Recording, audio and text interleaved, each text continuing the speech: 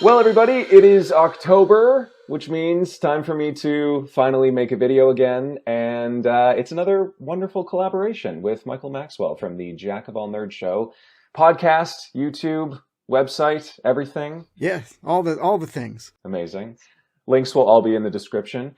We did this last year, and it was awesome. It was a nice way to, for me to recap all these seasons. I started reviewing, 14 years ago, I think. And also to give me it gives me like a timeline of when these episodes actually aired, because I did them out of order. You're doing them in order, correct? Yeah, that's correct. Yeah, so it's nice to remember, well, what was actually the first season. You can kind of see how the show evolves. Season 2, which is what we'll be reviewing today, it certainly evolves. To me, it really evolves in a direction of being almost like they start going after more of a teenage demographic. So they start introducing these romantic subplots, and it gets a lot more colorful and a lot less scary, weirdly. What did you think, general impressions? I think I agree with that, to be honest. I feel like there was less stories that were actively trying to scare you. Not to say that there weren't some scary elements, but yeah. You're right. It was almost like they were trying to focus more on storytelling, which I mean isn't necessarily a bad thing, but I mean as a little kid, I guess you don't really care about storytelling. You just want to be thrilled. But yeah, I agree with you. It felt like the cast overall was older as well. Like you see more older kids in the cast. So I think you're right. I think they were trying to reach that teen demographic. Yeah, I mean there are full episodes. We'll get into it, but there are full episodes where there is no real villain. There's no real scares. There's no memorable images or moments. I remember all these episodes because I've reviewed them, obviously, but this one had far less. I shouldn't say that entirely. I was going to say, generally, there's far less memorable moments and memorable episodes this season, but there are a couple that were would rank in my top episodes of all time for Are You Afraid of the Dark? Not necessarily scariest, but ones that stuck with me because they used really strong images or strong unique stories, I think. Yeah. Well, and that's one thing I was going to comment on is because when we did this last year, one of our rating categories was scares. And as I was going through these episodes, I was like, some of these episodes had good makeup and effects, yeah, but they had no scares. And so I was like, do I factor that in here? Do I not? So it was very weird. It was a weird season. Yeah, I thought the same with setting. We put setting. Our categories that we're ranking on, similar to last year, will be plot, acting, setting, and scares. And then at the end, we're going to talk about best and worst actors, best and worst villains.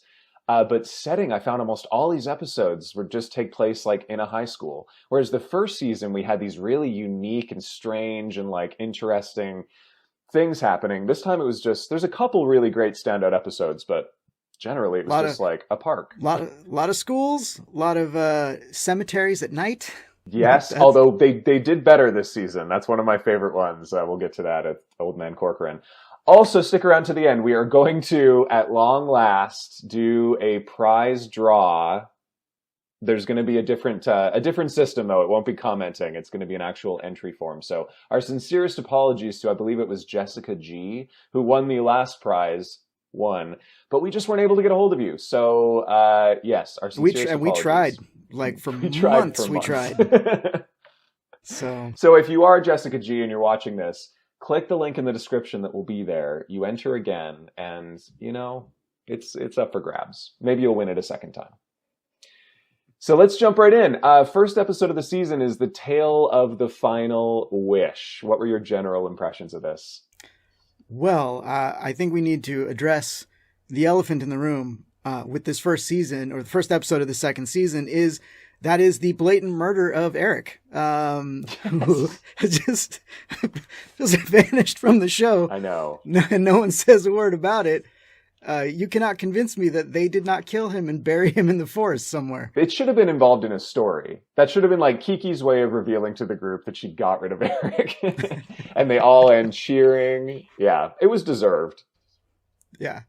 Yeah. Because it's one of those things, the only reason it bothers me so much is because in the next season, when some cast leave, they address it. They're they moved.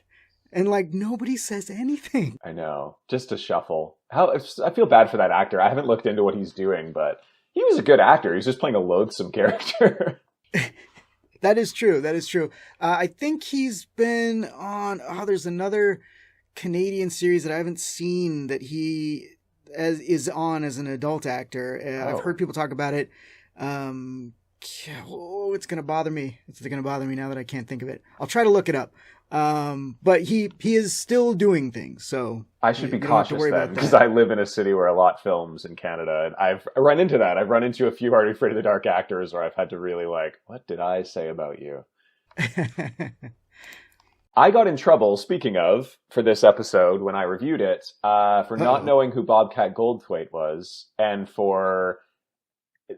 knowing nothing about the man and seeing this episode, I was like, this is an insane casting choice. The voice he does, the character he puts on is terrible. But upon second viewing, I'm like, oh, it's Bobcat Goldthwait. This is like the character this actor does, this comedian does. Comedian, voice actor? I'm still not entirely sure, but I got ripped to shreds in the comments when I reviewed this. Oh, yeah. It's... by the way, Letterkenny is the name of the series. Oh, yeah. It shoots out east, but yes.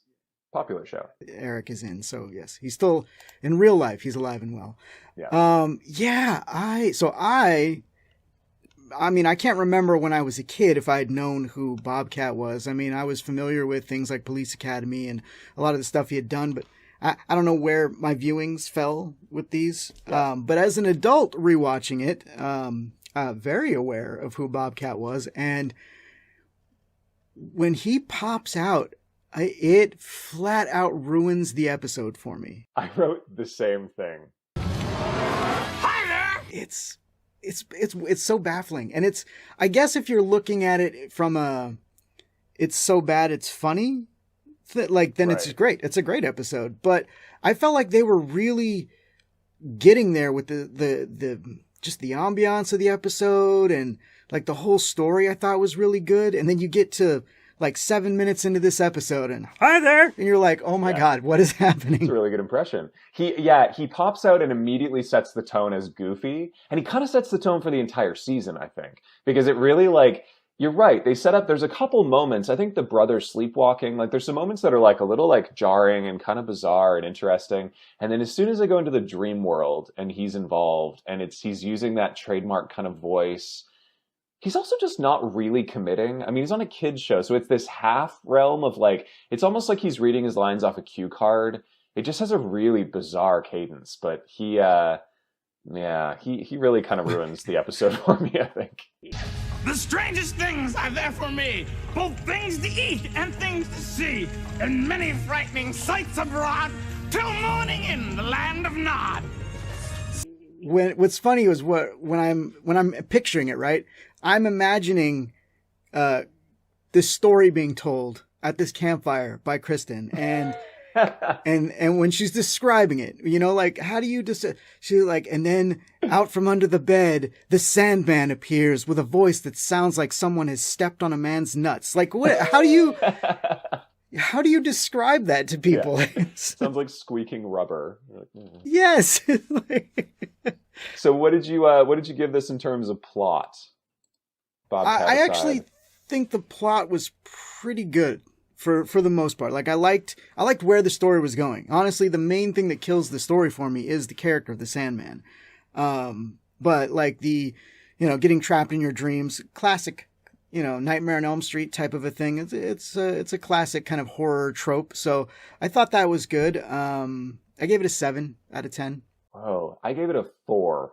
I agree with you. I just think that it is pretty well-worn territory, like you said. It doesn't really introduce anything new. I like the idea of the fairy tale characters being, I guess, the villains, but they show up for a second and then disappear. Yeah. And so you never feel like there's this threat of her not escaping. I don't know. It felt, and I think the ending is insane. I thought the ending was really lame with the book. I don't know, bringing him back for one last line is just ugh. Yeah, and I mentioned in my review that some episodes in Are You Afraid of the Dark go for the twist ending, and while this does that, it doesn't feel earned at all. You know what I mean? It just it feels weird, and you almost can't understand what he's saying at the end either. Yeah, totally agree. How about acting? See, so there's a couple episodes this season where I'm split on the acting, because I feel like half the acting is great, and then there's Bobcat. Yep. So I gave it an 8, but honestly, that was really the lead doing the heavy lifting. I thought that little girl was phenomenal. Like when she had the tears in her eyes, just pleading because she wants to go home. Like she was phenomenal. And then I know. I agree. I think she was really great. Wasn't crazy about the brother. Wasn't crazy about the parents, although they were salvageable.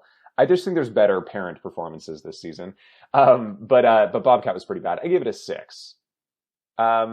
This is another one where the setting to me, it's fine. The dream world I actually thought was pretty good. I like it looks, it sets up the season as being a little bit higher budget, which I think it clearly is, given some of the effects. Yeah, than last season? I thought the dream world looked terrible. I mean, it looks like a theater production, but like the bodies floating and stuff, like it does like, I guess I'm imagining it more like the Zebo haunted house sequence kind of thing, where it's very clearly like painted flats and things. So I thought it was like effective. I still gave the setting a 5 because there's nothing like memorable about it. I think part of it was the music. I remember commenting on that in my video that like the music was bothersome for me. Like I thought like because you're right, the floating people and like the heavy use of fog machines, it goes a long way. And I just thought like if there was more like silence and like just there's so many clocks everywhere. Like if you just heard like the constant ticking of the clocks, like how unnerving that would be. But instead you got like this like goofy music going on. Yeah. And I felt like I think that impacted my feelings on the setting because I gave the setting a 4. Yeah. You can cover anything with fog. Any bad effects, just more fog. That comes up a few times, actually, too, I'm remembering now. Scares, I gave a 1. I literally can think of one moment that I thought was kind of unnerving, and that was the brothers' weird sleepwalking kind of thing. But outside of that, truly, there was nothing even memorable. I guess the appearance of the fairy tale villains was kind of interesting, and like the costuming was effective, but yeah, 1. I gave it a 3. And again, I just think that when the episode started, there was more atmosphere. Like when, you're right, the brother is a good kind of jump scare moment. When she wakes up and she can't find her parents, and there's that, she comes to the top of the staircase and she's looking down on just the empty house and it's just completely dark. And I was like, this is good. This is, we're building up to something. And then obviously, I mean, don't get me wrong. The episode gets scary, but for the wrong reasons. Yeah, exactly right. That gave me an average of 4 out of 10, which I believe is not great. No, I'm not that far off. My average was 5.5. Okay. The best moment in this, I did like a lamest moment, best moment in these episodes. Did you do something similar? I did not, but that's totally fine. I can easily think of those moments for sure. I mean, the thing is, honestly, nothing really sticks out in this episode to me. So if there was a super lame moment or a best moment, I guess we can just mention that. I hated the fairy tale, scary tale joke. And I think they do it 3 times between the Midnight Society stuff at the campfire and within the story. Fairy scale, I can't even say it. Fairy tale, scary tale. I'm not buying it. A kiddie story's a kiddie story, no matter how you cut it. Ugh. Who wrote this? Like, it's rough. Was it, I don't know if it's a lame moment, but talking about dating an episode, the troll doll that was in her backpack. Oh, yeah, that makes sense. She's got some pretty weak villains at the school too, if I remember correctly. The like mean girls. Mean girls, yeah. Oh my God. Her crush though. This kid who is wearing jeans, a tucked in button down shirt with a tie, and a backwards baseball hat. Never seen you looking so lovely as you did tonight. The 90s. Coolest. Yeah, he would date a girl with a troll doll. But I mean, this is also the first of many where they all of a sudden introduce a romantic subplot, which I don't have the first season notes in front of me, but like, I don't think there was much of any of that. Was there? I don't think there was. I think maybe prom queen, but I mean, that wasn't like a romantic subplot. That was just, they reunited the ghosts. Brothers and sisters and best friends and like going on adventures. And this Yeah. one is a lot more like high school drama. The goal is always a love interest. It's very strange. Yeah. No, you're right. It comes up a lot this season for sure. Good to move on to Midnight Madness. Yes. So this If memory serves, you are not a fan of Dr. Vink, right? Is that?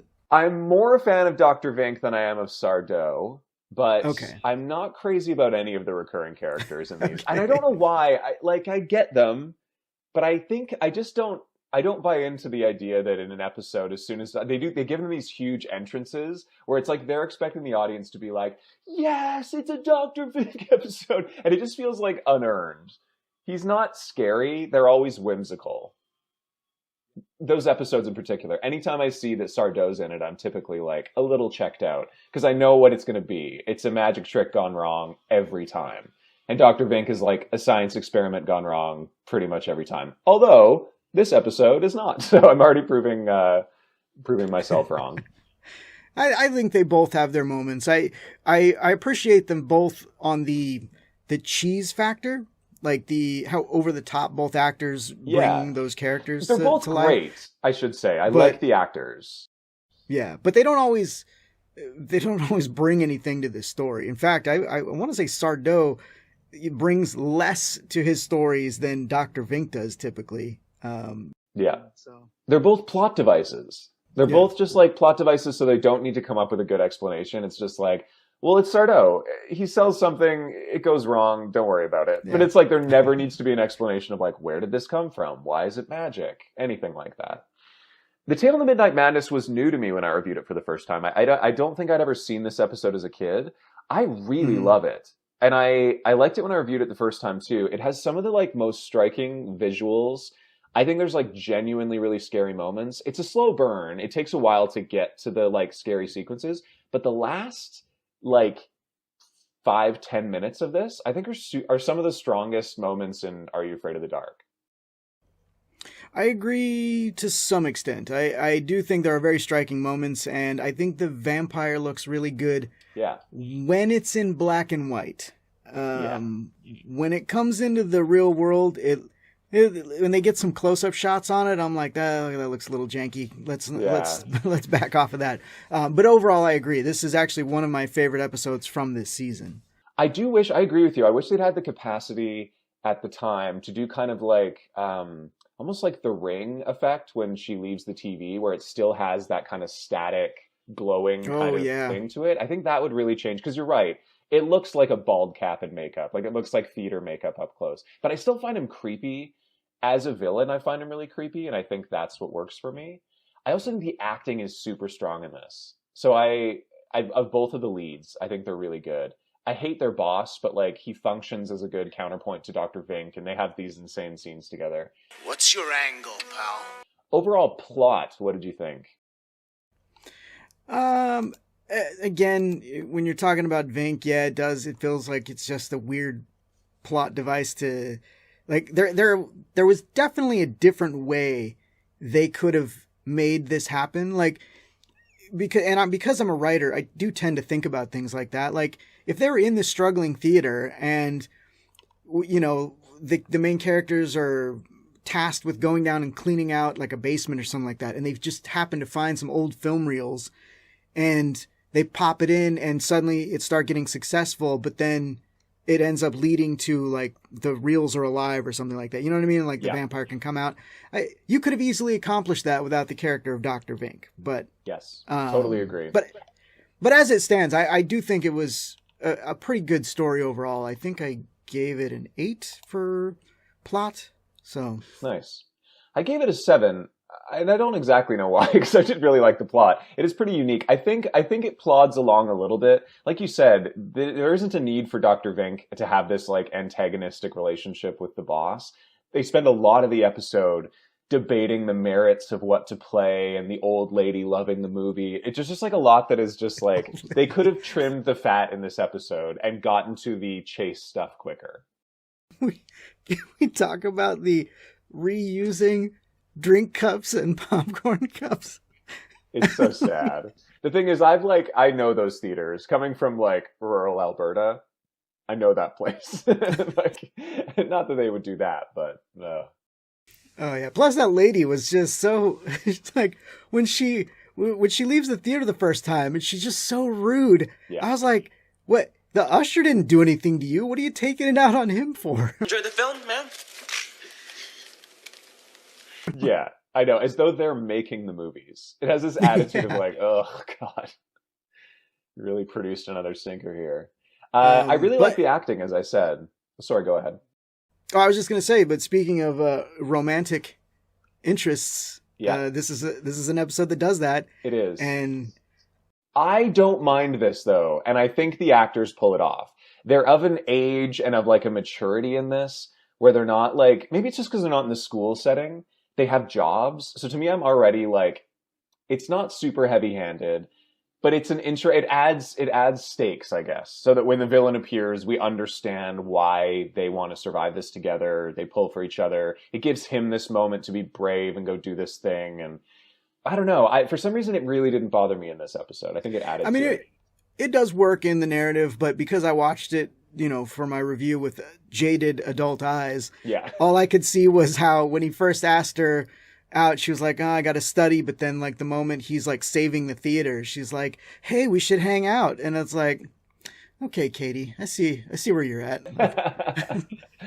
I did like both of them though, and I think they carry the episode equally. I gave it an 8 out of 10 only because the boss is pretty atrocious. I get why he's there. I don't really blame the actor, but the character, I do blame the actor. His delivery is wild, but I don't doubt he was directed into it. So it is this like, it doesn't fit with the rest of the episode, but he has to match Vink's insane energy. Yeah. So it just becomes this battle of like, I think when I reviewed it, I called it some kind of like, they're like teaching a lecture on hammy children's TV show acting, because it's a lot.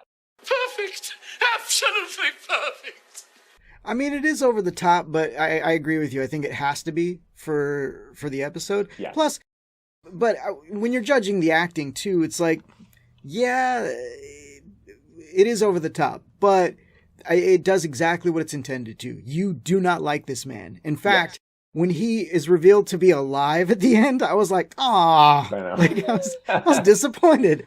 Would have been a nice byproduct of this attack. I really love the setting. This is one of my top 2 of the season for sure, where I think the theater's really cool and all the back rooms and stuff. Like, it's creepy. It's of a good era where this is all believable. The whole Nosferatu thing kind of fits. I gave it a 9 out of 10. Okay. I gave it an 8. I agree with you. I think the setting is very good. Even like what I really applaud, and you could consider this part of the setting because it's the old movie, basically their homage to Nosferatu is done so incredibly well. Yeah. Like that alone just makes this episode stand out among the other episodes. Like, it's just done so well.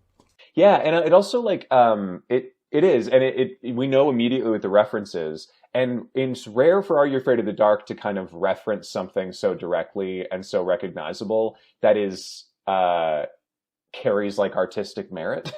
Like, it's recognizable to horror fans generally. They're not just creating this whole new monster out of somewhere. This is someone that like we know, and they pull it off really well, I think.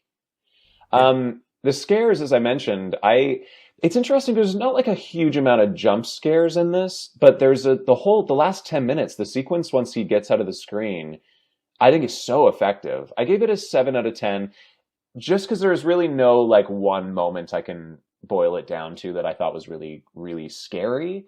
But a couple really good moments and really creepy visuals. I like the effects on him when he, what's his name? Pete, enters the screen. I thought was really, really well done. Yeah, I gave it a 5 on the scares. While I agree with you about like the tension at the end, yeah, it was just, for me, once the vampire comes out of the screen and just the look of it, I thought cheapened it a little bit for me. But when they're not focusing on the vampire, like once it's in the real world and there's other things going on around it, I agree. I think the tension is really good across the board in this episode. Again, I enjoy Dr. Vink for his over the topness, but like he doesn't. What does he do? You know what I mean? Like, I know. Besides being, I guess, just like a comforting character to return to, or maybe it's to tie all the seasons together. I'm not even sure. Because is it always the same storyteller that uses Dr. Vink? I believe Gary always uses Sardou. Yeah, it's Frank, isn't it? I think Frank is Dr. Vink is Frank's creation. So yeah. Oh, you're right. Because he was Midnight Madness, and that was the very first. No, that's this story. What am I talking about? What was the very, very first one? The cab, the Phantom Cab. Yeah, and that was Frank as well. You're right. Yeah. So that gives me a 7.75 out of 10 as an average. That gives me a 7.25 average. Yeah, I mean, let's skip the lamest moment, best moment stuff, because none of it I was like really sticking. I was really struggling to find it. I don't know. I created my own rubric and then hated it. But well, I mean, there is a pretty lame. I mean, because again, it's all going into that like having to manufacture things around Vink, but like the whole idea of the manager. Yeah. Like when Vink makes the offer, right? And at first he's like, I'm not going to do it, but then Pete does it anyway. And then the theater's successful. And then Vink's like, hey, it's successful. So live up to your end and just let me once a week, I just want to air a movie. And it's like, and the manager's like, nah, I'm not going to do that, pal. And it's like, but the theaters now say, if his one movie made your theater this successful, why wouldn't you want him to try out other movies? Like, it doesn't make any sense. Yeah, it's such a good point, because I wrote lamest moment. I'm just not crazy about the boss, but you're right. That could have been written differently. I like the idea you mentioned earlier about if they found these reels in the basement, it could have given us an opportunity to solve the problem in a different way too, where like we're able to, like in oh god, I keep trying to remember these episode titles now. What was the one with the pool where they discover the pool? Dead Man's Float. Oh yeah, that's coming up in a future season. It's like this scary thing is happening, and then only till the end of the episode do we realize why it's happening, and we have to go back in time, and maybe there's a flashback that explains like every 100 years this happens, or every time this is played, and this is how you defeat it, that kind of thing. But yeah, introducing the boss and it's so contrived and so like, again, I think it's just because Dr. Vink also doesn't fit in this. His whole thing is being like this wild scientist experimenting guy who's like always whimsical, never really the villain, but like creates like, a villain in some way. What do movies have to do with science experiments? You know, and right. And I get like they try to like, oh, I'm experimenting by having people watch the movies, but it's like, it's not really what you do. If anything, Sardou would have been a better fit for this role, to be like a traveling salesman who has these magic films that whatever, like, or he doesn't even realize what they do, but he's been tasked with selling them to a theater. I don't even know. But yeah, it just didn't quite fit. It was a little mismatched. Yeah. Real quick before we move on, because it will become relevant this season, but the actor who played Nosferatu in this, Christopher Heyerdahl, I'm not really sure if I'm pronouncing his last name correctly, but he is like a regular in Are You Afraid of the Dark? In fact, he plays a character in another episode this season. So, but he does a great job. So I'll have to try and guess. If I don't get there by the end of that episode that we're reviewing. Okay. Interesting. Playing another villain, I assume? Sort of. Okay. Good to move on? Oh, yeah, let's do it. Nice. So the Tale of Locker 22. Is it the least scary episode of the season? Least scary episode of Are You Afraid of the Dark ever? This was wild. And I reviewed this and I don't remember being this disappointed in it, but watching it this time, man, it's bad. I think I may have been a little too generous in areas on this episode, because the story itself, I think, is pretty good, and the acting is pretty good as well. It's not great, but it's not bad. But I feel like everything else holds it back to me. Like there's no scares in this episode whatsoever. The setting is garbage. Like the high school that they made it look like an alley in New York. Like why is there so much graffiti in this high school? I know, on the lockers. Did you read too? It pans by and one of the lockers just says AIDS on it. Yeah. It's the strangest thing, but it's like, I don't know what the set deck department was thinking with this high school, but it's all so bright and grungy at the same time. And yeah, the way they play the era, the way they play the flashbacks of the 70s, I get it. You have to differentiate. You have to make modern day actors. It's a hard era to represent unless you're showing cars and unless you're allowed to play music. Like, it's hard, especially this is the 90s. So it's like not that far off for an era, but it's like they transported to Woodstock. Like the students are stoned all of a sudden. Yeah, the kid that doesn't even have his eyes open. No, he's like, peace, man, peace. Whoa. Be cool. Gee, what? They were just behaving that way in the 70s. It's because they were doing drugs. Like, what? Yeah. And Very it's bizarre. funny to think about because I guarantee you, because I don't remember this episode from when I was a kid, but I probably wouldn't have had an issue with it because as a kid, you do need those. They need to like ham fist you with context clues sometimes. You know what I mean? Yes. Whereas as an adult, you're watching this and you're like, wow, that is just blatantly wrong. It's not. Those kids are all high. It's infuriating. And like, I know very little about the 70s, but I know enough to be like, oh, all right, this is like the carnival version of the 70s. It's also Kristen's second opportunity in only 3 episodes to dress up to tell her story, which, I mean, she is who she is. I will say it's got to be the least scary episode of all time. There is no villain. They present this teacher, like, he's not even an, like, he's the villain because he has to be. There is no other villain. There's a ghost who you don't even know is a ghost because she's that not scary. And the villain doesn't even know. He's an unwitting villain. He, by mistake and through being a mean/ignorant teacher, put a student in danger. But immediately upon recognizing it, is like hugely regretful. And it's like, oh no, I did this. And then the episode ends. Like, I was just waiting for something to happen. Yeah. It's also one of those because anytime you deal with time travel, right, things get wonky. Yeah. And this, when you find out that it was him that was responsible, then you're like, how is this man the vice principal in the modern day if he accidentally killed a child? Well, but isn't that why? So when they go back in time, they correct the error, they get her out, and then when they flash forward in time, she's still alive and is the principal now, correct? Yeah, she's now the vice principal or whatever. Shopner? What was his name? Whatever that teacher's name was. Yeah. She is now his position. But so I assume again, it just wasn't found out when he was like when he got away with it. I guess he didn't know it was his fault. Schaffner is his name, right? Yeah, but it's just a weird thing. Is it's like, so you let him be the vice principal when he did kill a child, but then when he didn't, now he doesn't work there anymore. Like, well, he felt so guilty when he realized that he quit because he couldn't handle the responsibility of being a science teacher. I gave the plot a 4 out of 10. I agree with you. It's well constructed. I just it doesn't fit with Are You Afraid of the Dark? It doesn't make sense as a plot for this show. And I think you're onto the right thing that it's the twist that he's an accidental villain, I think is what kills it because up to that point when they first go back in time and he's there and he's like, I want to see you after school or whatever to make up that time, you're like, wait a minute. All right. So you start piecing it together yourself and you're like, did this guy kill this kid?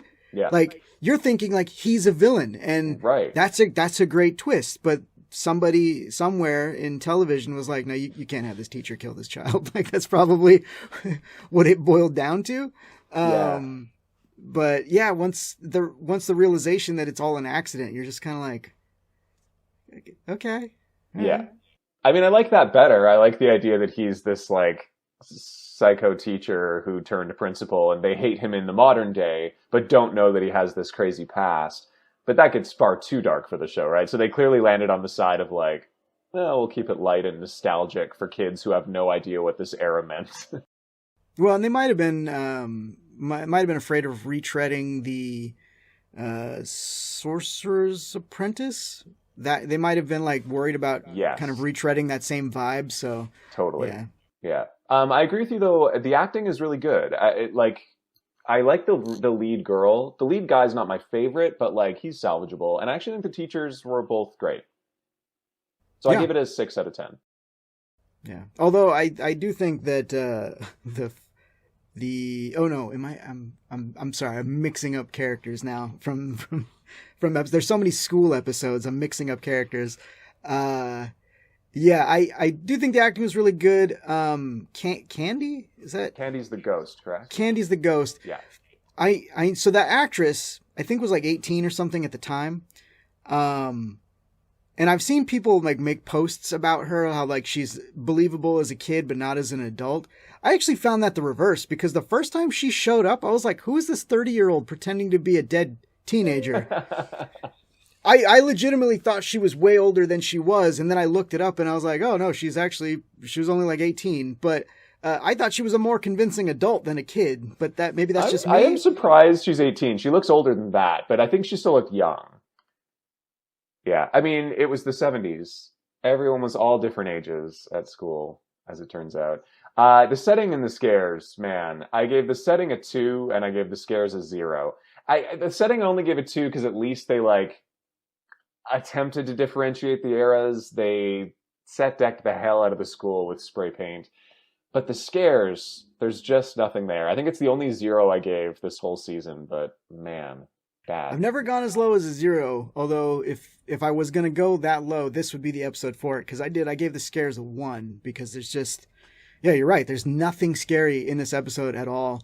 Both of you, my office, now! Even the moments where they tried to, where like the ghost shows up in the background kind of a thing, like she's never really that scary. So, and settings I gave a 3, and I don't know if I covered plot and acting, I gave a 7 to both. So my average for this episode, I think, ended up being maybe higher than it should because of those elements, but it ended up being a 5 overall. I got a 3 overall. This was you have a 0 in there. I know, this is not a favorite of mine. I feel bad in a way, because I do think the actors are good, and I think they just got put in a really poorly conceived show for Are You Afraid of the Dark. It's not a bad, because that's one of the things too about this series, that when you think Are You Afraid of the Dark, you think scary, like that's what it's supposed to be, scary for kids. But when you hear interviews with the creator, it was really meant to be like Twilight Zone for kids. Like it's all inspired. Right. And Twilight Zone had a lot of episodes that weren't necessarily scary, but they had the wacky science fiction-y twists on it. And this would be one of those episodes for sure. So, but it's just like you think Are You Afraid of the Dark, and you think it should be scary, and this just wasn't. So I don't think it's a bad episode necessarily. I think it's just it feels wrong for the series. Which I think it's basically what you said. I think. No, I think that's totally right. It's interesting because I always saw Are You Afraid of the Dark as the like scarier, slightly more mature version of Goosebumps, and this is certainly more mature. And I don't know where else it would fit, because it is like. I get it. There's a ghost involved. There's a death involved. It's adults, but it's not. There's just I like associate Are You Afraid of the Dark with these memorable visuals of the doll coming out of the closet, and of the pool monster in Dead Man's Float, and of these like really like memorable, horrifying things that were like just pushing the limits of what you could put in a kid's show. And this one is just so not memorable. There's nothing. It is like the most bland things from every episode. A high school, a kind of romantic subplot, adult actors, a bright setting. Like, it's just everything that is just like you wish wasn't in an Are You Afraid of the Dark episode, all squeezed into one. Not my favorite. Adam, there's an aggressive food fight. What more could you ask for? Right. You know what? I take it all back. Good to move on? Yeah. So the Tale of the 13th Floor is next. This episode, maybe more than any other, stuck with me as a kid. I remember this episode so distinctly. Not only the visuals, but the plot. There was one scene in this this episode that I like associate so clearly with Are You Afraid of the Dark, and just it really haunted me as a kid. We'll talk more about it when we get there. But what are your like general impressions of 13th Floor? This episode is one that I think has a lot of really, really strong elements to it. And then there's also some really weak elements to it that make for a little bit of a mixed bag for me, but overall I enjoyed this. So I don't want anyone to be coming at me. But well, it's one of those, I enjoyed this. I don't think I'm alone in saying that it's like one of those episodes that sticks out. I think people remember the Tale of the 13th Floor. The concept of it being this like toy factory in an apartment building, I think was something that as kids was like wild and not like not realistic, but it was like, I guess, kind of almost relatable in a way, rather than, you know, even like a haunted graveyard or a haunted whatever. This was something that was like, I don't know. Something about it to me was so like immediate and so close, and so, like the ones where it's like something happening in your basement. I find that much scarier than the stuff that's like really out there fantasy wise. This was like a floor above your apartment. That whole concept. Right. Well, yeah, because like a cemetery, just don't go there. You know what I mean? Right. Exactly. Yeah. There was also so we were just talking very briefly before, but I normally hate bright episodes. There's nothing like less scary to me about a bright episode. But because of the nature of what this is, it is a like creepy toy factory that's meant to be a little bit unsettling. There aren't real toys. Everything's just like a like one color painted pastel something. And the villains are so eerie in it that I don't know. Something about the colorful kind of brightness of the setting worked for me. It made it a little bit more unnerving, and it made it a little bit more like, okay, just foreign, I guess. Yeah, for me, it was definitely, I think, intentional, because to me, I thought they were trying to mirror the vibe of those like 50s, 60s sort of alien movies, like the sets and stuff like that. And I felt like they actually nailed that. For me, I didn't like how one note it was, because to me as a child, if I had wandered up to a toy factory and walked in and everything was painted like Easter, I would be like, I'm out. Yeah. But that's exactly it, right? It is like what you imagine it to be as a kid, being like, sweet, I gotta go test toys. And then you show up and it's this very bizarre looking, no doors. There's something really kind of eerie about it that I think I really liked, in that it was unsettling and it was not quite what you wanted. They even show up and like I said, there's no real toys. They're all just there. Like she's kind of waiting to see like, well, I'm being strapped into this machine and there's this weird memory game, and none of it is like what you might have expected, I guess. It's also plot wise incredibly dark. I forgot how much before you know what the twist is at the very end, they're preying on this adopted kid, and there's this element of the insecurity she feels through being adopted and the kind of like otherness that she feels. And then the way they like pit her against her brother and they weaken her brother, that's the scene. So the moment that always stuck with me is them turning that dial and making him weak and tired and lose his memory and stuff. Because it's this like non-specific thing they're doing. They're kind of torturing him, but not in a really like specific way. And like to see her finally have confidence after they start to mess with her brother. I don't know. Maybe it's just like having sisters. I found something like incredibly dark about that. I don't fully agree. I do think it is somewhat dark, but like when you do get the twist reveal at the end, to me that really doesn't make a lot of sense. Because like did his parents just find this baby alien in the hallway? Yeah, no. The twist doesn't fully make sense, but I do like it. I think it's like, I appreciate that ending because I found it kind of scary. I like to like push into the brother and then the reveal of the sister is the alien. I thought was like, they leave it until the last second, which they rarely do in Are You Afraid of the Dark? Hands down, one of the best twist endings, because and mainly because of the fact that they did it all in camera. Yes. Like I think I spent way too much time talking about how much I appreciated that in my review video for it, but it's brilliant. She's there. Yeah. They close in, and obviously she ducked out, and whoever was wearing the other thing pops in. They pull back, and she's there. It's like, it's such a great reveal. Well, I think part of it too is our constant lowering of our expectations for Are You Afraid of the Dark as adults.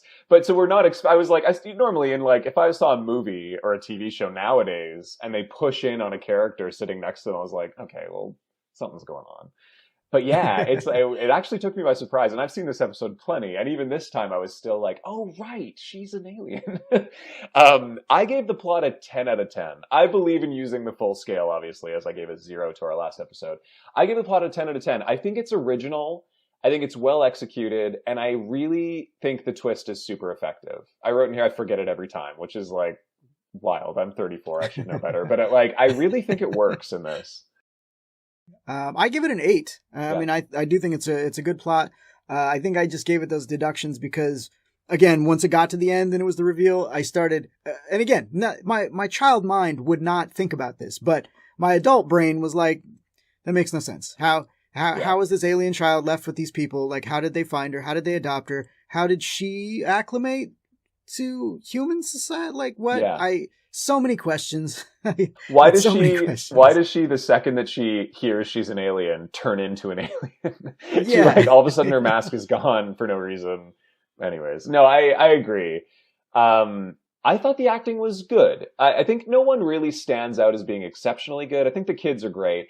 The villains are all hugely over the top, including the elevator attendant. Like, but that works for me because it's like, it still works within the realm of Are You Afraid of the Dark? They're weird. They're not scary. They're bizarre. Yeah, the flock of seagulls, as I was calling them. They looked like an 80s new wave band. Like, I don't know where the design came from for them, but I think all of the actors did a great job because they're particularly quirky. Yeah. And actually the actor who plays Raymond, I gave him like my biggest props for the episode because not only does he have to be weird like everyone else is being weird, but then when you find out that he's also a robot, yeah, he had those extra like robotic mannerisms to everything, and I was like, this guy's he's doing it, he's putting in the work, and I really appreciated that. So, Raymond was the elevator attendant, correct? No, that's Leonid. Raymond's the one that pulls off his face, and then he's the one that keeps getting controlled by the Tiger handheld game. Right.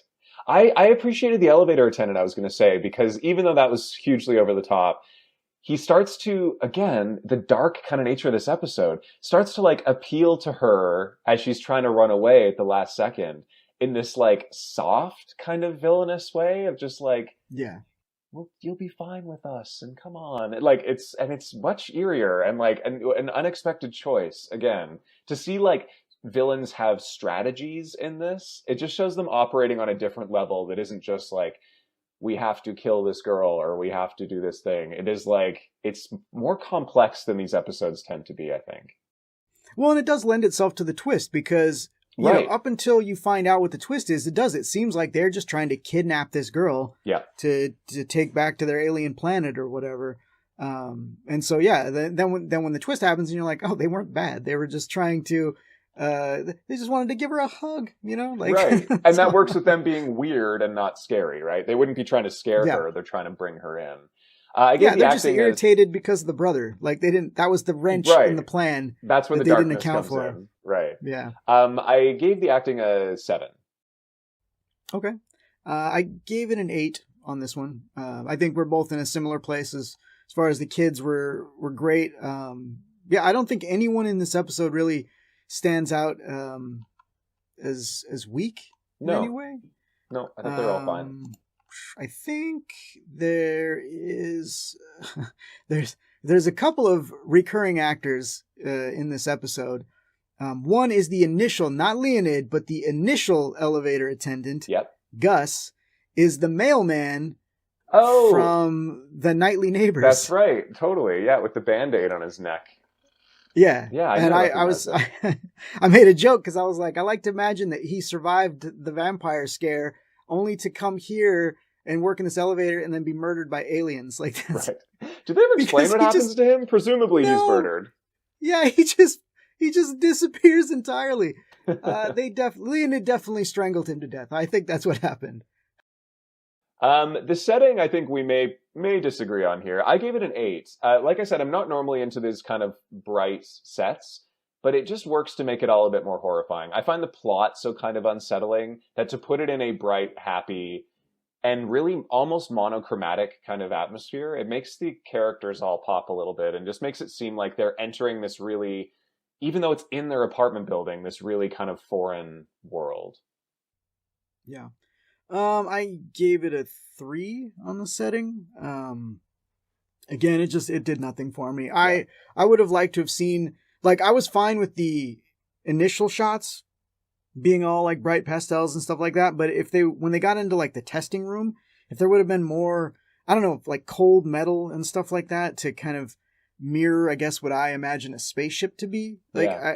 Even though it's not, like, the spaceship is not the apartment, I don't know. I felt like there should have been a little bit of delineation between those spaces, because everything just felt really, I don't know, almost cartoony to me. So yeah, it definitely was. My guess is the intent was to kind of play against the kind of drabness of the apartment. Even when they're playing hockey up top before the toy company moves in, the difference between that rundown thing and then how quickly this very bright, very clean, very like streamlined kind of space comes together.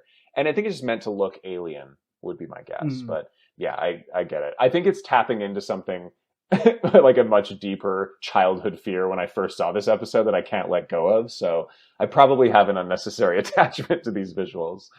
The scares I gave an 8 out of 10. There's nothing super scary.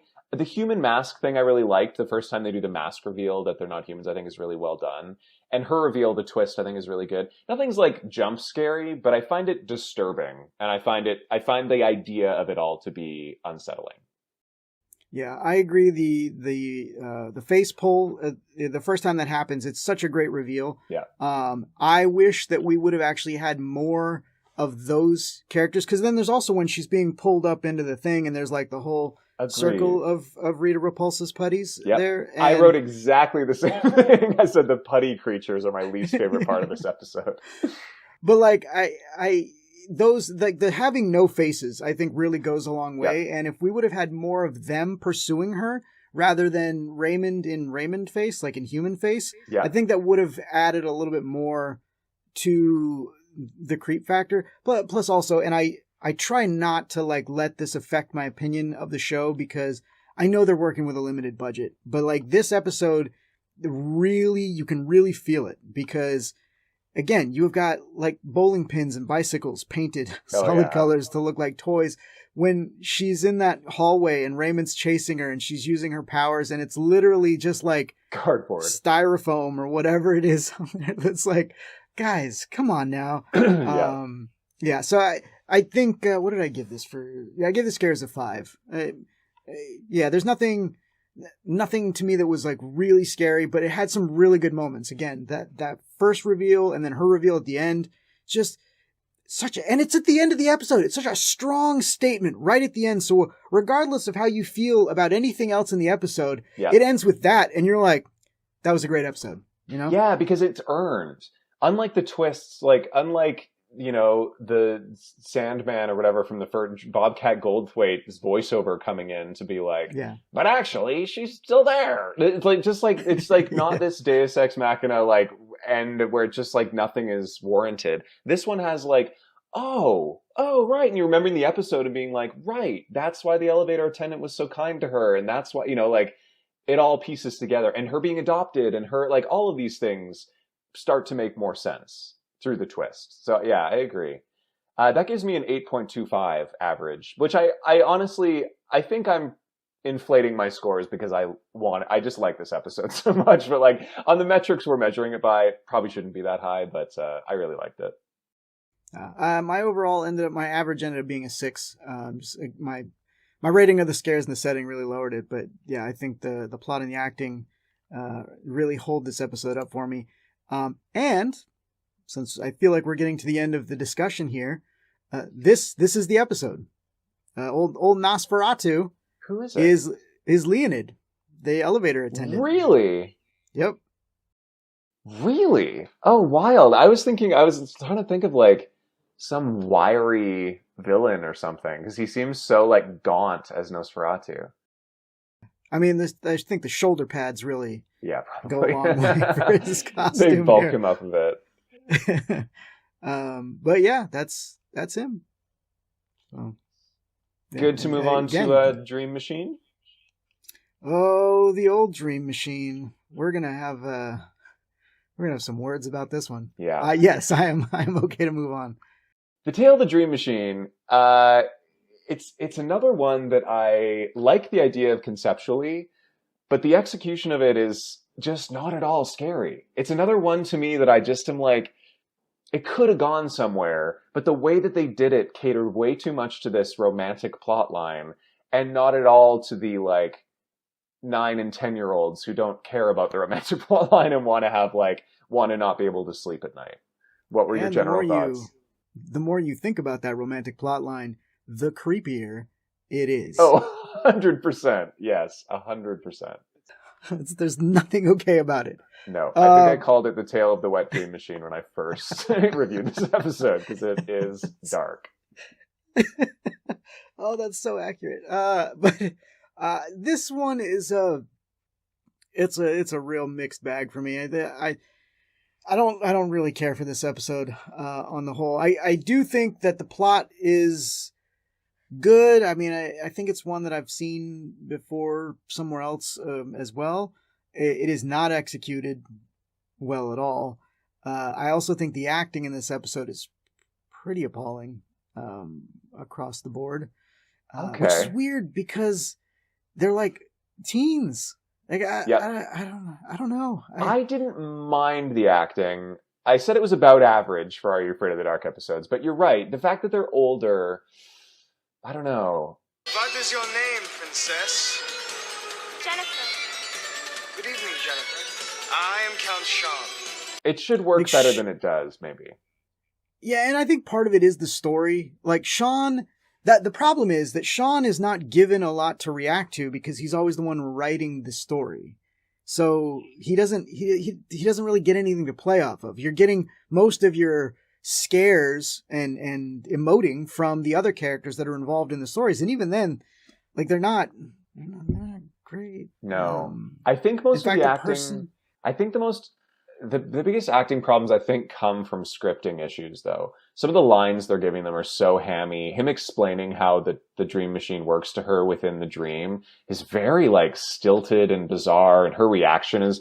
But I guess that's because it lives in a world where he's writing her reactions to these things too, right? It's very strange. Like the concept of it is strange because at what point does she become aware within the dream and have any sort of like personal accountability and control over what she's doing and saying, and how much of it is all his writing? You know what I mean? Yeah, but I mean it has to be all his writing because that's how. Right. That was which again makes it even creepier because it's not creepy enough that he writes in that he kisses her. It's the exact same thing. But then she kisses him back, which means he wrote that. Yep. Yeah, and then we're led to believe that she has some amount of consciousness within the dream, like she's experiencing the dream. So there'd be a part of her that is like, oh, I don't want to kiss him. Here I go. Like, oh no. Yeah. Yeah, and then we're just supposed to expect that when she wakes up, she was completely okay with it. Yeah. Maybe this episode is terrifying after all. That is deeply disturbing. It's scary for the wrong reasons. Completely. I gave the plot a 7 out of 10. I think it's decent. I like the concept of, because again, as a kid, how many times were you tasked with writing a 1-page story or something? And mine were all like that. Yeah, the scary, what is his name? Blind Paul? Like that kind of Blind stuff Paul. to me was all like, yeah, right. And in my mind, I'm picturing it. It's so good. And I like, but I'm sure they were all terrible. And I actually like the ending. I like the that they come up with, we'll write that the typewriter never existed. Like, it is a bit of a like rushed, like, and then nothing happened and we erased the whole episode. But it works. Like, it works within the context of the plot, I think. That's one of those plots too, where anytime you're dealing with like time travel, because it's not time travel, but you are affecting time. Yes. Because he writes that the typewriter never existed, which means going back to like the secret cubby that they found and like the articles and stuff and like the properties behind this, that means that and if everyone that disappeared never disappeared, which would alter the present. Yeah. And then like if you never did the things that were the result of the typewriter, would you even remember that you did those things? Like, yeah, there's some butterfly effect happening here for sure. Is it a Back to the Future effect? Like, does everybody that was affected remember that they were affected, but now they're not? Like, it's such, it makes you go cross-eyed. It's not good in that regard. You can't overthink these. Yeah, I gave it a 6. I think 6 for the plot. I gave it a 7, which feels generous, but I'm going with whatever I gave them when I watched them. I'm trying not to adjust my numbers. 7 feels like a lot for me, but... I gave the acting a 4. Ooh, again, I gave the acting an 8, but I think that's because I'm adjusting against other episodes. And I felt like none of them... I liked Sean. I thought Sean was really good, actually. He's the, like, main guy, right? Yeah. Count Sean, bro. Let's count Sean. Again, he's not given a lot, but he's given challenging material because, like, how do you play any of those lines off without seeming like a total creep? Can we talk about the fact that number one, he had one of the coolest bedrooms. Anytime you have a kid in a movie that has like an attic bedroom, oh yeah, it's awesome. But this guy. I don't remember our policy on language for these episodes, but he's got a fuck bedroom because he's got a clapper. He's got a clapper installed. It is ridiculous. It is, and it's such a weird, specific moment. It's almost like it was product placement or something because it just comes out of nowhere. Yeah, very strange. Yeah, I gave the acting an 8. I regret it as I'm saying it, but I'm going to stick with it. The setting I gave a 5. I think the graveyard stuff was really well done. We don't see much of it. The setting is not the graveyard. That's like 1 minute of this episode. The dream sequences generally, I think, are interesting to look at. Even like the school dance and stuff, they're not scary, but I think they're well executed for like these brief moments. They really put a lot of like production into them, I think. Yeah, I gave the setting a 6. I agree the cemetery / forest, because for whatever reason every cemetery they have on the show is in a forest. I think it looks good. Like I think they always nail it with those, but again, you're right, it's such a small part of the episode. And the school itself, yeah, there's nothing scary about it, but it's fine. Like go ahead. I was just gonna say there's like a couple of cool set pieces that could have been used better. I think like when they discovered the secret room, I think they could have spent more time there, learning about. They would have been better, I think, if they would have learned more. Like weird stuff started happening, and then they went back in there and started researching more, and then learned more about what was going on. But like that, I felt like that space was very poorly utilized, and so yeah, agreed. There was potential here. I don't know. I gave the scares a 1 on this one because there just was nothing there for me. I think I gave it a 1 because I liked the idea of a character named Blind Paul. And I hate that we never got to see more of that concept come to life in a more meaningful way, but there really was no scares in this. I gave it a 2 because I think there was more, because I gave Locker 22 a 1. This to me, if I had to say it was scarier, it is scarier than Locker 22, so I gave it a 2. And to me, the truly scary part of this episode is the teacher. Oh yeah. And I went on a tirade about this. Yeah. It is the fact that she's shoveling her face in every scene. The toilet pastry? Are you kidding me? When she's in the bathroom stall with donuts or whatever and reading the story. I wanted to punch the actress. I wanted to punch the writer who wrote the story. Everything and then about on this a treadmill, character. though. Yes. I didn't understand. Is that a joke? I just did not understand why they made a character whose whole thing was being obese. Was it just a reason for her to have to leave her desk while reading? It had to have been. I guess. Yeah, I have no idea. But I hated every part of that character and her presence in the store. I hated everything. All of it. There was such a better way to accomplish what they needed to accomplish without that character. There was one moment where she puts a button on a scene by taking an aggressive bite of a donut, and there's a music cue with it where it's just and it like cuts to a commercial break is so ridiculous. It's why I regret giving the acting a higher score than it probably deserves. The worst part is, like, she's not even doing a bad job. She's just playing what I call, like, the Joffrey effect from Game of Thrones, where, like, you hate that actor because he's so good at playing this despicable character. Yes. It's like there's some transference going on there. Yeah. I feel bad, but yeah, it's she does a fine job, but the character's just so despicable. I shouldn't say all. 85% of the adults in Are You Afraid of the Dark are playing these insane, broad stereotypes, as we will see a couple episodes from now, that are just like they exist in a different world than the kids. And I wonder if that's like, what's the psychology there? Because it had to have been a discussion, like for people who write for this show, which I think they use the same kind of few writers. Mm-hmm. They've got to know, like, right, we want kids' perception of adults, which are these like, the principals have to be principals, and like the fat teacher has to be this goofy, like, maybe that's it. It's from the kid's perspective, so the adult world can be something that exists entirely separately than the kid world. Maybe. I think you're onto something there, but again, it's because of that weird gear shift that we had in this season, where it does feel like it's meant for an older audience. Yeah. Whereas that mentality you think would apply more towards a younger audience, because I feel like as a younger child, you do, like, adults and stuff like that can seem scary. Whereas as a teenager, you're more at odds with adults rather than them seeming scary. You're just more like rebelling oftentimes against them. So it's weird. It's a mixed bag. I'm not sure. The last little comment I had before we wrap that up is the amount of meet cutes they had. The two leads, they bump heads like 3 separate times in this episode. It's so infuriating, and it's so like they don't have any kind of palpable chemistry, so it just is like this hand-holding for the audience where we're told we should be rooting for them. Oh, I just found it so hard to get on board with. And it just doesn't work. It doesn't work in this show. Stop it. Definitely not here, for sure. Yeah. So my average was 5.25, which again feels way too high now that we're talking about it.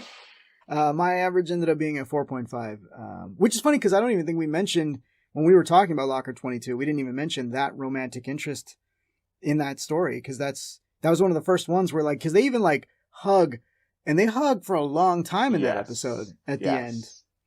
Yeah. And so that and is... then they... Sorry, go ahead. No, I was just going to say, and then they kiss here, so it's like... That's every episode except 13th Floor so far. So 4 out of 5 have had a romantic subplot. I mean... And it's about to be 5 out of 6. Yeah. The final wish, it's pretty, like, peripheral. They mentioned they have a crush, whatever, or the guy with the backwards hat and the tie. Yeah. But all the other ones, it is like a plot point. It's very strange. Good to move on? I mean, I don't want to talk about this episode, but I'm good to move on. We have shockingly different opinions this season, I will say. The Tale of the Dark Dragon, I believe, is next, correct? Yes, it is. If ever there was a heavy-handed metaphor for opioid addiction, I think it's The Tale of the Dark Dragon. What are your general thoughts? I hate this episode. Do you? I do. And again, it may be a metaphor for that, for like drugs, but like the way the message is delivered doesn't, I don't know. It doesn't come across that way for me. Like, it's right.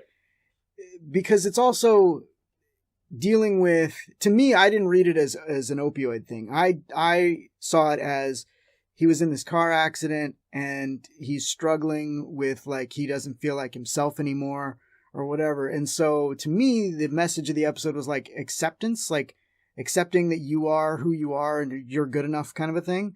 But like, I just felt like it's not executed right, because he doesn't reach the conclusion that it's okay to be who he is at the end. The conclusion is that his magic potion cured him all his ailments, and now he gets to be with his hot girlfriend. Like, that's how it ends. And I had just this huge issue with the way it was executed. Like, at the end of the episode, I was furious. The tears. And I don't often get like angry at episodes, but like this, I was just like, I don't like the message here. And I may be off on what that message was supposed to be. But it just, woo. You feel some feelings about this episode. I do. I mean, I have to say I disagree only because my scores will tell you I disagree. I understand. I agree with everything you're saying. I think for me, I like the actor, and I think that the plot works because I think it is like for Are You Afraid of the Dark and for a Sardou episode, which normally I'm never on board with. $40? $40. All right, 35, but I'm losing on the deal. But I like the idea that this guy is desperate and he's just like the way he's led into it. He finally gets a shred of confidence. And then it turns on him. And then he's like, well, I'll just do a little bit more. And then it turns on him in a worse way. And it just becomes this thing that he can't escape from. And he likes this other persona he's able to take on until it gets to be too far. And I really actually liked the girl at the end overdoing it because her own desperation or whatever. Like these two people who should be together, these two people who are whatever, disadvantaged in the same ways. It's so horrendous. But you know what I mean? Like clearly they want us to want these, we're rooting for these two. This like beautiful actress they just put in a cardigan and we're meant to believe she's ugly. But I like the end where she takes it, she gets hideous, then he has to like, oh God, what have I done? I've led you to think this is the only thing that I'm interested in. You know, like I'm only going to like somebody who's as beautiful as me. That being said, the twist end with the tears being the antidote is like completely ridiculous. I don't know how else they could have ended it, but it was just other than like, oh, let's just both live as monsters. We're perfect for each other. Yeah, it is one of those episodes where it feels kind of anticlimactic. Like the way that it ends with just the tear and then they're both better, but they're both hot and they both get to go back into the dance. Just it felt like nothing. It felt like nothing happened. Yes. Yeah, you're right. Well, but are they both, they both return to normal, correct? No, they both, because like they go back into the dance at the end. He stands up. He's fine. He still looks the same as when he was attractive. She still looks the same as she was attractive. So like the idea is that they battled the dark dragon and came out as more attractive people at the end. Like to me, that was my problem with the episode is that like, it's really heroic. It's just so many things. Like the girl, especially her, I felt so bad for this character because she just wants to be liked by this guy. She's doing all this stuff for him. And it's not until she's attractive at the dance where he's like, oh, hey. And then when she finds out that she took, and when she finds out she took the stuff and he's like, why did you do that? And she's like, because I wanted you to like me. And it's like, oh, you are too good for this guy. Yeah. But then they just end up together because of a magic tear. I also love how quickly the hot girl rejects him at the dance as soon as her ex-boyfriend wins an award and dedicates it to, and she like looks at him like, sorry, I gotta go back. I'm sorry, Casey. Everyone in this episode is a piece of crap. Because think about the boyfriend, which also I'm going to point this out. I don't know if you feel the same way, but this is a David story, right? And he borrows Sardou, and remember, it's supposed to be a birthday gift, I think, for Gary. Think about the characters in this story. The jock that's kind of a jerk is named Gary, right? Your primary character in this story looks a lot like David. Like down to the actor looks a lot like David. And then you've got the hot girl in between that they want, who's clearly Kristen. I felt like this whole story is like David's way of being like, there ain't no love triangle, bro. I'm going to win her in the end. Like that's how it felt to me. All of David's stories do have a grain of sadness to them. They're all like very real characters that have some like, it's not about ghosts. It's about like personal turmoil. Which is funny because I think as a younger man, I probably very much identified with David being he was my favorite, kind of stuff like that. For sure, he was the way in for I think every male viewer of the show. Like everyone in this story is deplorable. When the Gary character in the story gets up on stage, and he's like, keep in mind he brought a date, and then he's like, but I want my original date. Yeah. Will you have me? And I was like, wait, what about the girl you brought? Everyone is awful. horrible. You're right. Oh, now I'm going to contradict myself hugely because I apparently rated this amazingly well. It struck me in a good mood. Plot-wise, I gave it an 8 out of 10. I like it. I think it's predictable, but I think they do well creating tension. I like the mounting stakes of him taking this again and again. And I actually think, again, for Are You Afraid of the Dark, they pull off the makeup stuff. The progression of his deterioration, I think, goes pretty well. It reaches a point where it's like he's wearing this insane prosthetic mask thing. But like the thing that I will never get over is the tears being the cure. I think it's so insane. So I gave it an 8, which seems high still, but I ended up giving the plot a 2. Cool. Again, I just did not like. Oh boy. I agree with you though on the his transformation.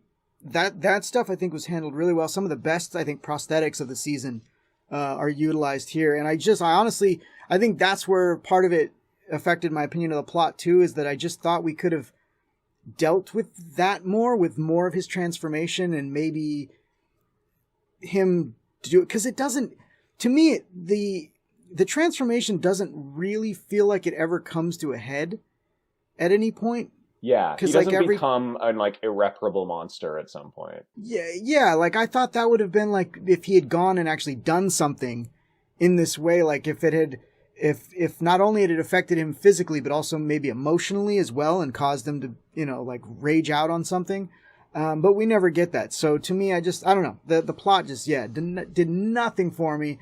Also, I did give Sorry, now that you say that, the fact that the potion has a cumulative effect and she drinks the whole thing, wouldn't it have been funnier if she walks in and she's fully a supermodel from the 90s, a runway supermodel? She's all of a sudden blonde and 7 feet tall.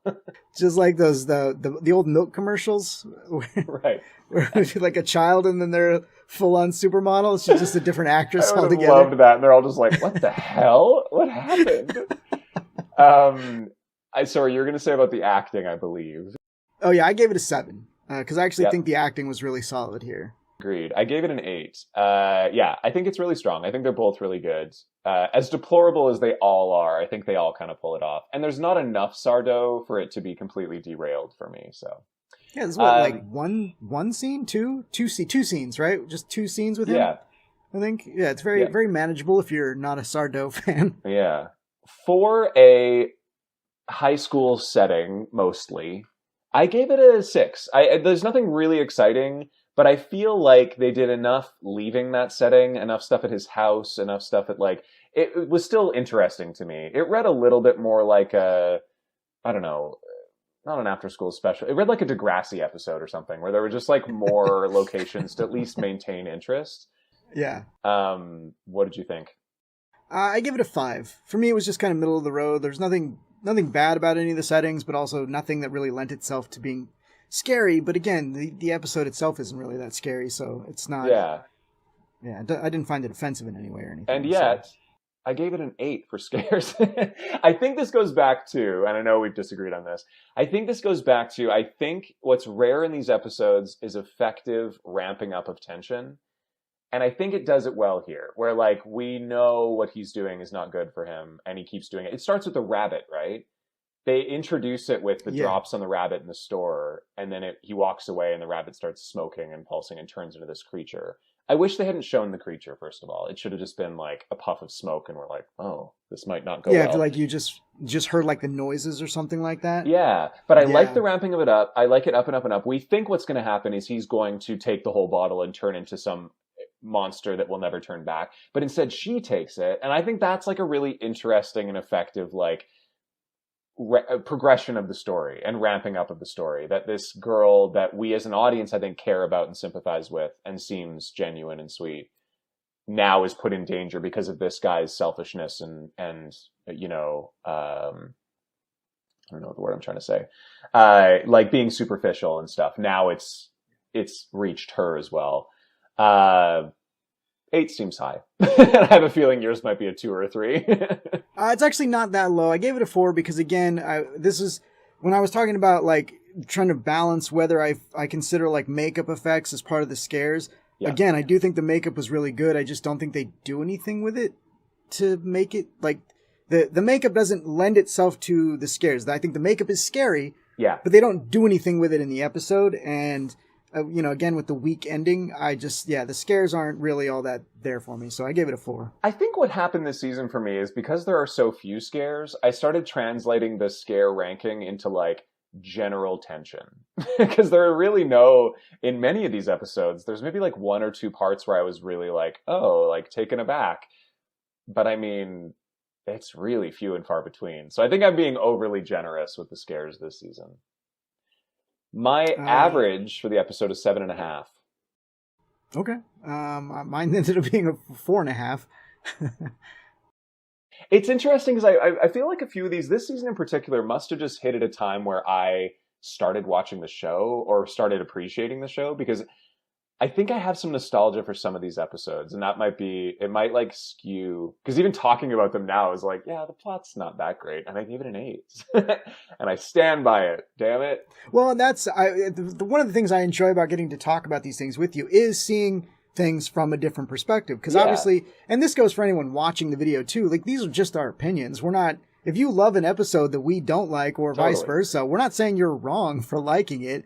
Like there's different opinions. And so like when you mentioned the metaphor for drug thing, like now I can like look at this episode and try to like see it with a different perspective. You know what I mean? Cause I just saw it as like a vanity thing. You know what I mean? So is that going to change my rating? Probably not. But again, it's a different perspective, and I like getting to look at an episode with a different perspective. So yeah, agreed. No, if anyone's rating should change, I think we can both agree that it's mine. Thanks so much for tuning in to part 1 of our annual Are You Afraid of the Dark summary review for season 2. This one was so long we had to split it into 2 parts, so stay tuned tomorrow for part 2.